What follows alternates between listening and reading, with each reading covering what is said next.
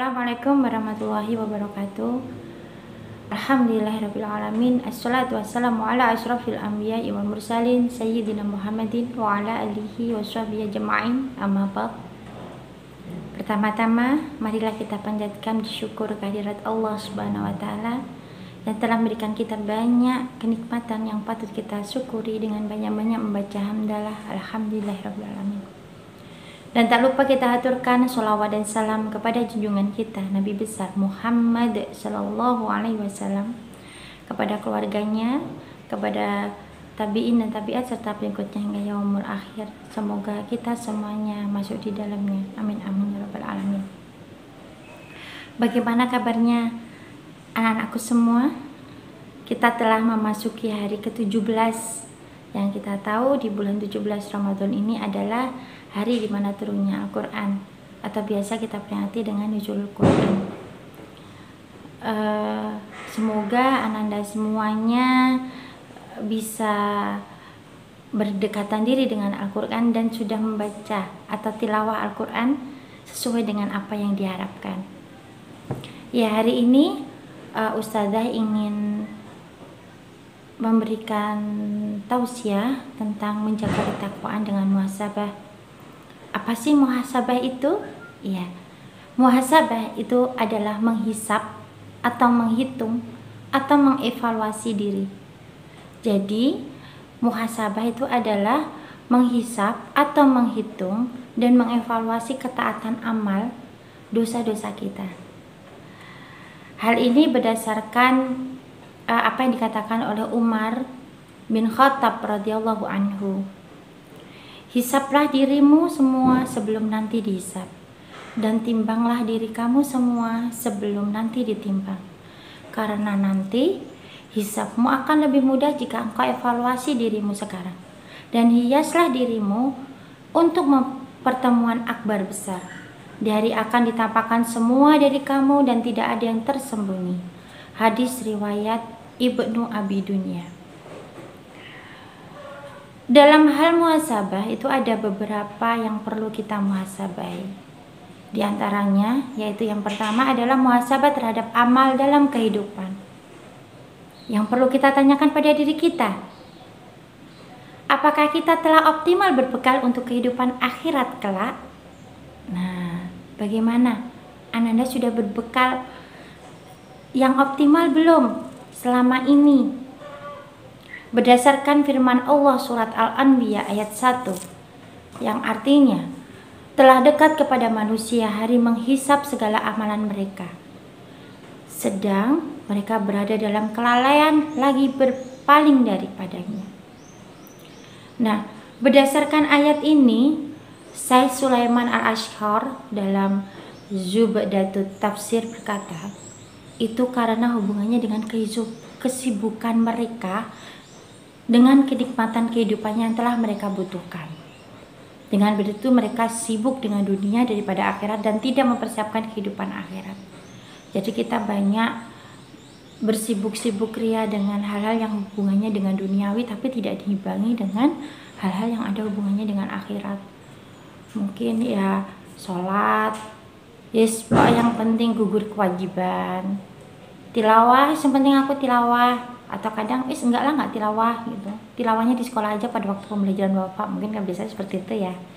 Nah kayak gitu, jadi kita hanya mempersembahkan tuh seadanya, atau mungkin aku nanti melaksanakan sholat duhanya di sekolah aja, kalau pas libur enggak usah, tetap libur. Nah kayak gitu, jadi kadang kita tidak mengoptimalkan ibadah-ibadah kita yang hubungannya dengan akhirat, walaupun sebenarnya tidak ada ibadah apa tuh, hal-hal kecil dalam kehidupan pun itu juga perlu diperhatikan.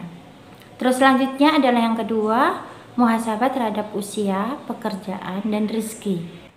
Berdasarkan hadis riwayat At-Tirmidzi, Rasulullah SAW bersabda, tidaklah bergeser telapak kaki Bani Adam pada hari kiamat dari sisi Robnya, hingga ditanya tentang 5 perkara.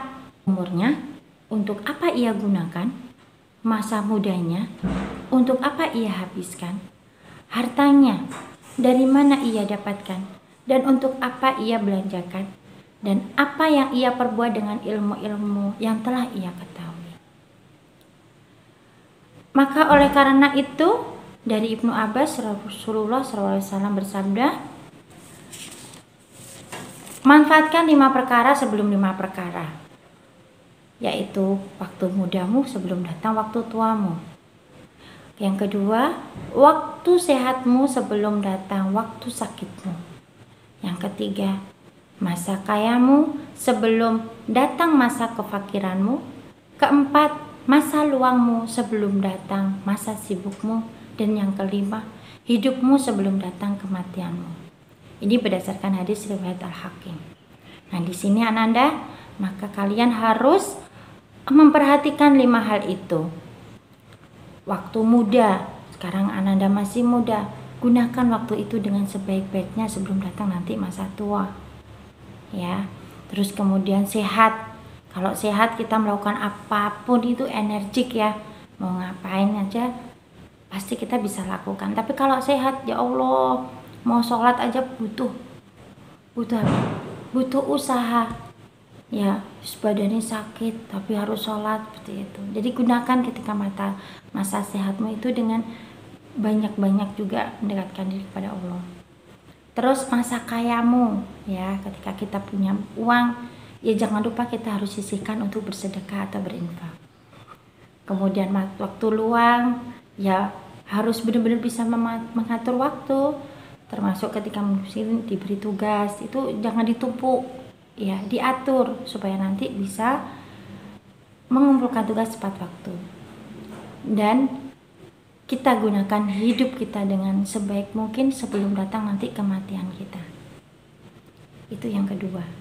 Dan yang terakhir yaitu muhasabah terhadap aspek kehidupan sosial. Rasulullah bersabda, apakah kalian tahu siapa muflis atau orang pailit itu? Para sahabat menjawab, muflis atau orang yang pailit itu adalah yang tidak mempunyai dirham maupun harta benda.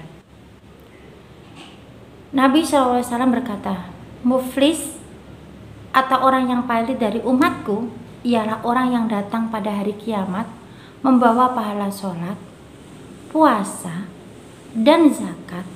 Namun ketika di dunia dia telah mencaci dan salah menuduh orang lain, maka makan harta, menumpahkan darah, dan memukul orang lain tanpa hak, maka orang-orang itu akan diberi pahala dari kebaikan-kebaikannya. Jika telah habis kebaikan-kebaikannya, maka dosa-dosa mereka akan ditimpakan kepadanya, kemudian akan dilemparkan ke dalam neraka. Jadi dalam muhasabah sosial ini adalah hubungannya kita dengan orang lain. Ya kita dapat pahala kita sholat, ngaji, zakat, kita dapat. Tapi apabila kita tidak baik dengan lingkungan sekitar, maka otomatis itu nanti akan hubungannya dengan di akhirat kelak. Pahalanya dapat, tapi kalau sudah hubungan ini, nanti kita akan diserahkan juga pahala kita itu untuk menebus kesalahan kita ketika dengan yang ada di sekitar kita. Maka kita harus berbuat baik dengan yang ada di sekitar kita. Nah, demikian ya yang namanya menjaga ketakwaan dengan muhasabah. Maka kita memang harus selalu mengevaluasi diri kita supaya kita bisa memperbaiki diri. Hari ini bisa lebih baik dari hari kemarin, dan hari esok lebih baik daripada hari ini. Demikian tausiah dari Ustazah. Mohon maaf apabila ada yang kurang berkenan di hati, dan apabila ada benarnya itu semuanya dari Allah Subhanahu wa taala. Wassalamualaikum warahmatullahi wabarakatuh.